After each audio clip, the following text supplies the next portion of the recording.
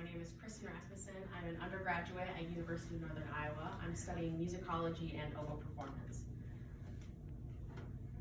So through Cépahle in Procris, Elisabeth-Claude Jacquet was able to push socio-musical boundaries by being the first woman in France to publish an opera, as well as separating herself from the status quo by forging her own compositional style. So before we get into the meat of this, I need to define exactly what Cépahle Procris is. It's a tragédie en musique, which is everything the French loved into one theater format: tragedy, music, dance, comedy, pastoral. They put everything together and put it to music, and were able to sing everything together, and it was everything they loved. Jean-Baptiste Lully set the agenda for French opera and for tragédie musique at the time. He decided exactly what this was going to be like. His first opera came about in 1673. It was his Cadmus et Hermione. The first French opera was published in 1671, so just a couple years after he was able to start publishing, and he took France by storm. The court loved him, Louis XIV loved him, all of the French culture loved him. It was a very big thing. So firstly, I need to answer the question of why she was able to do this. She grew up in a musical family. She had generations of instrument builders and artisans in her blood, and her father would have taught her harpsichord from probably 2, 3, 4, 5, just like Mozart would have. She started very early on keyboard. She also would have had immense support from Louis XIV. Her first appearance in his court was at the age of 5, and from 5 to 15, she would have made regular appearances, singing and performing on harpsichord for him. Around age 15 at this time, she stayed in the court for about 4 years under Madame de Montespan's tutelage. She was the king's mistress at the time. Here she would have learned harpsichord and composition, as well as discovered really important influences, and would have seen the direct influence of Jean-Baptiste Lully's operas at the time. In her dedications to her pieces, she continually thanks Louis XIV. Actually, the only piece that she has where she does not thank him is her Te Deum, her last composition that she published. In this, she actually praises Louis XV, his son, for coming out of a mysterious illness and being able to survive. In her dedication to Cépahle, she thanks the king again and admits that a misfortune of fate is the reason she wasn't able to serve him fully and completely throughout her life, but she does remind him that with her music and through publishing, she is in his service constantly. Around age 19, when she would have come to the court, she married Marin de la Guerre. He was also an organist and a composer, so this would have just been another great support system for her to have. And she was also crowned as a successor of Jean-Baptiste Lully.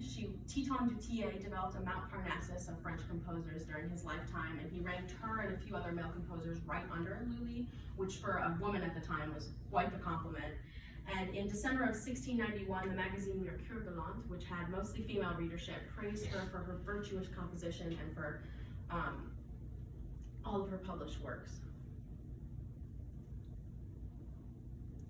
So as an opera composer, it was a difficult situation for everyone at the time. Lully died in 1687, and everyone was convinced that they needed to take Lully's ideals and his thoughts beyond the grave. There was this precedent that he set, and so operas being published at this time were being published in a really tense and interesting climate.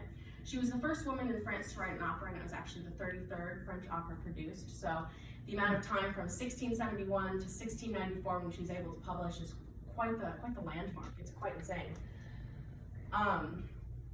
The climate at the time would have made it difficult for anybody to be successful, and for her to even have a few performances of this work would be quite the landmark.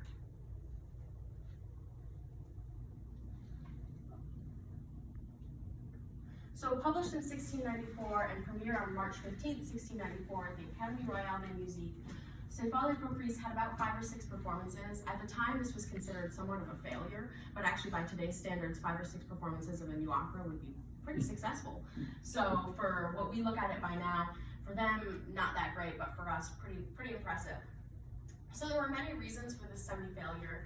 The first one was the musical culture at the time, like I just mentioned, was pretty tense and intense, and it would have been wary of new and contemporary operas. They were stuck in the traditions of Lully and bringing his ideals beyond the grave, and even though she doesn't stray too far from Lully and his ideals within her work, her gender and her new compositional techniques definitely would have set her apart in this new environment and would have made everybody look at her as a contemporary and not as a peer of Lully. It also had a weak libretto in a musical society that valued the text over the music. And Jacquet did the opposite of this. She used the music to bring to life what she was trying to show on the stage, rather than the text being the most important thing.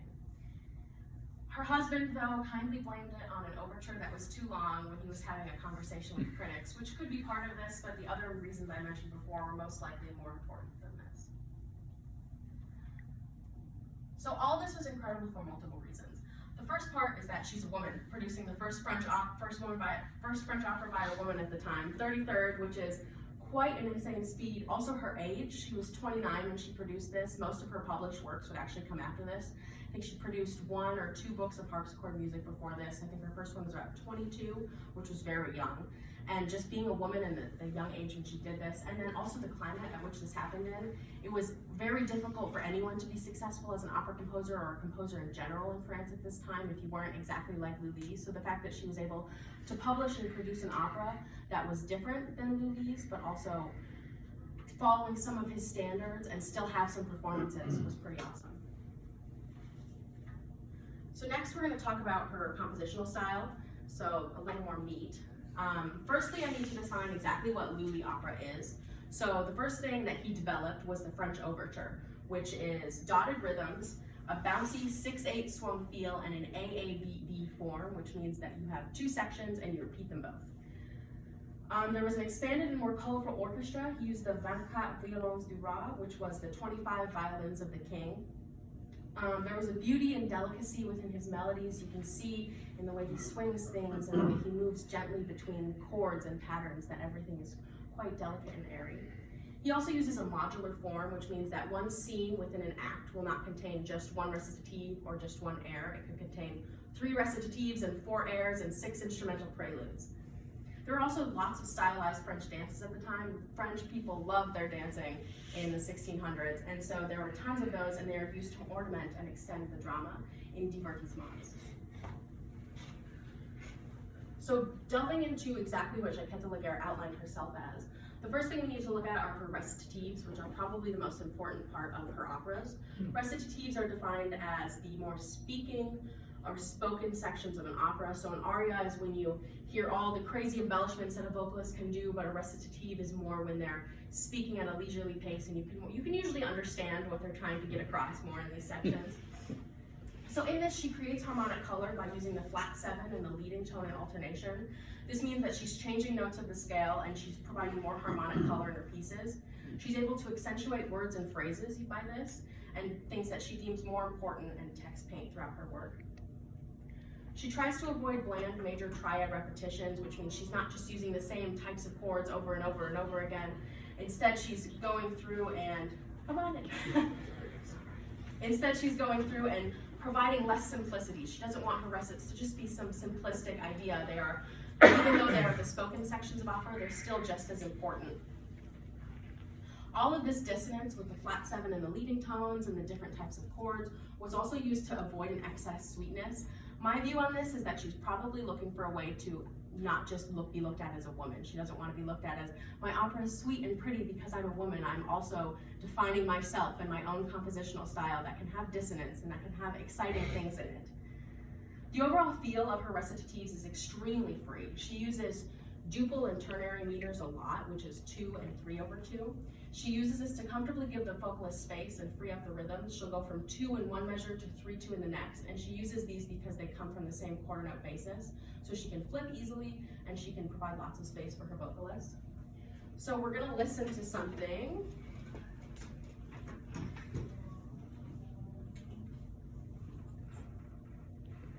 Let's see if I can do this.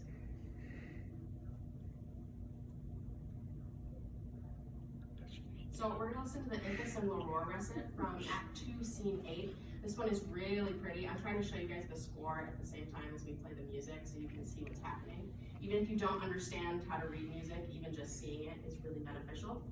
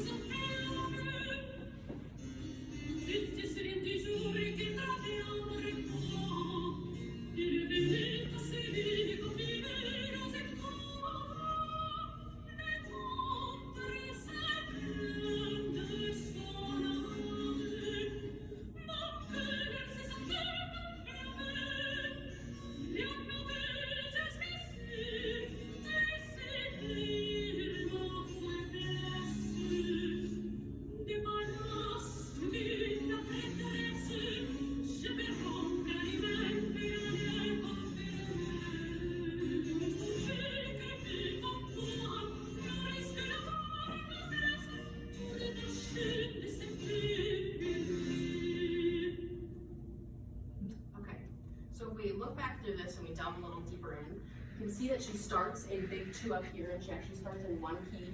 This is if is singing in the beginning. And then when we switch after these 2 lines, you can see she very quickly switches key and very quickly switches meters. These have the same metrical basis, but she's switching meters here. She goes back into 2. She jumps into 3-2 for a measure, goes back into 2, and then back into 3-2 again. She's very comfortably doing this, and even when listening to it, you can't tell. The vocalists switch easily and comfortably. Even an amateur singer could be able to do this. And she's doing this, she's able to open up her opera to not just the most advanced vocalists, but to everyone. So the next one is arias. Arias are not as important for Jacquet de la Guerre. She does not use nearly as many. More than anything else, there are airs. Airs are variants of operas. They're typically more simplistic, more song-like, not as intense. The most important arias in this are da capo form, which means that they repeat the first section again, usually with added ornamentation, with the vocalist getting to kind of do more whatever they want. The next thing we'll talk about is her choruses. These are pretty important as well. They're usually used to drive home and enhance ideas from her recitatives and airs that happen before this. Typically it's a recitative or a duet or an air, and then a chorus, or even she'll have recitative, air, prelude, instrumental prelude, and then a chorus. Choruses are consistently less free. The meters and rhythms between parts are consistent, which you'll see in our next listening example. The bass voice often will double the basse continuo or bass instruments, and the top voices are often doubling the string or oboe. In some situations, petite chor is used to indicate a small choir, meaning usually 1 or 2 on a part singing to just drive home more central ideas, and then TOUS or 2 is used to indicate the full choir. So we're going to listen to Cor de la Suite Pane de Flore from the prologue.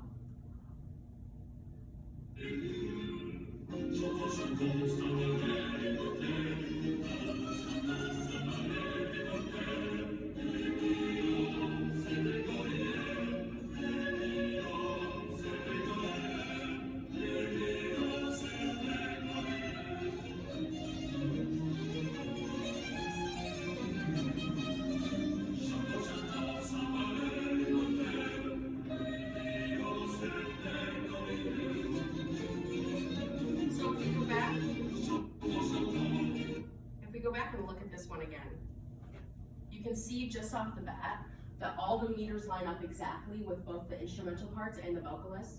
And then as we go in, you can see, as I'm going to talk about next, how important the instruments are to this.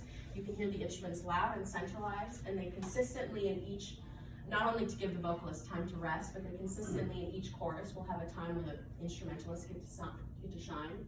You can also see down here in the bass voice that this is exactly doubling the basse continuo, and that these top voices are almost always exactly doubling these top 2 voices with the oboe 1 and oboe 2 and the top violins. Finally, my favorite part as an oboe player, I'd like to talk about her instrumental works. There are approximately 20 throughout the piece. Some are fairly long, the longest being a Passacaglia about midway through, and some are as short as interludes or prologues, or even just in the chorus, it's just little sections to give the instrumentalists their own time to shine.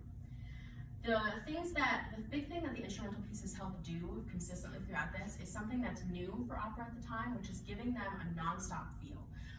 This isn't really seen again until Wagner, when you get later into music history. And so her being able to do this was definitely unique at the time of trying to attempt to create a non-stop feel, even listening through. No matter every performance I listen to of this, there's just that non-stop. Reading the score, it's just everything consistently flows next, next, next.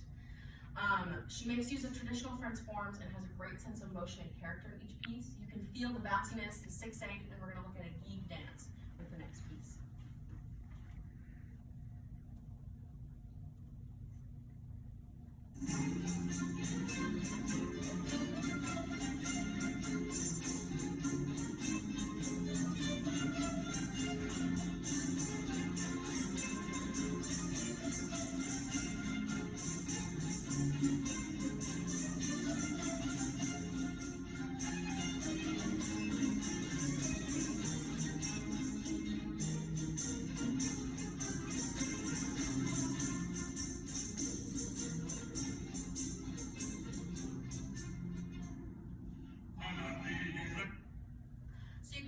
see within this how there's opportunity. They didn't take that second repeat, how there's opportunity for life and growth within this work.